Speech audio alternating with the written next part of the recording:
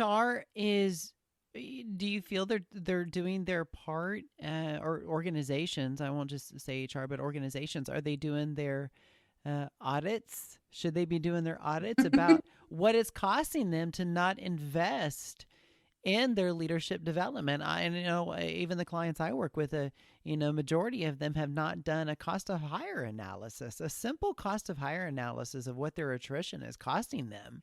I mean, that's stuff I've been doing for 10 years. And it's just amazing that I was just, on the average, what's the average of $8,000 national average to hire someone on the hour, just on the basic average.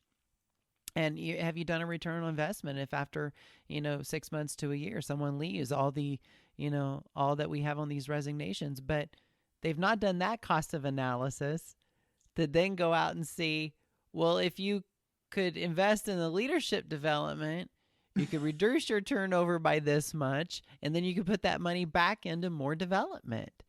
And you wouldn't see all this high turnover. You wouldn't see this panic to get 400 assembly workers in after you've just landed a big deal for, one of the big GM or Ford or manufacturers. It's like they refuse to see those numbers. Now, and I worry sometimes if HR is doing their part to start doing those audits now, or they should have been done 5 years ago.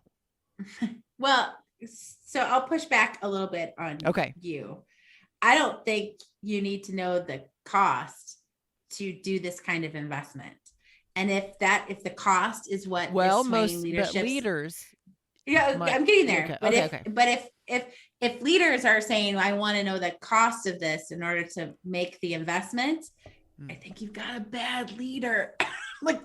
I think, if we step back to whenever Richard Branson said the best investment you can make is your people, because that's how they treat, good people treat your customers well, or how they treat you, they'll treat your customers that way. I mean, that was what, the 90s? I don't know when the date of that quote is, but we've known for a long time, the more and the better you invest in your people, the better they will take care of your business. And so if you have to get down to the brass tacks that it's $8,000 to cost to hire, and we lose them in 6 to 9 months, and so it's going to cost, that much money over time, it just exponentially. So maybe we should do some retention programs or change how we do benefits or all of those things. That shouldn't be the motivator. It shouldn't be the motivator for DEIB stuff. It shouldn't be the motivator for how that we should invest in our people. What the motivator should be is, we've got a bunch of humans here. Humans are messy. Let's try to do our best to take care of them so that we can be a better organization and we can be better people. We can be a better member of our community. Even if it's something as important, but seems, trivial in the grander scheme of things. And I don't mean to say vaccines are trivial. I think they're really, really important, but it's like this one moment in time. To get to 70%, to get to 80% herd immunity, employers are going to have to step up and incentivize those people to go get it. It's not that it's just being a good community, good member or harbinger of that community to say, hey, as an employer, we're going to require this for our people, unless they need a accommodation for religion or disability. But I think that is so important. Is it the right thing should be the motivator, not just the cost of dollars. And I get lost in that and get frustrated in the business case for diversity. Screw your business case. I know. And I get, that's the biggest frustration that I have as well. Cause then it turns into a checkbox item. It's like, we're not weaving this into your culture. But the one argument that it is a frustrating one that always comes back is like, show me the numbers.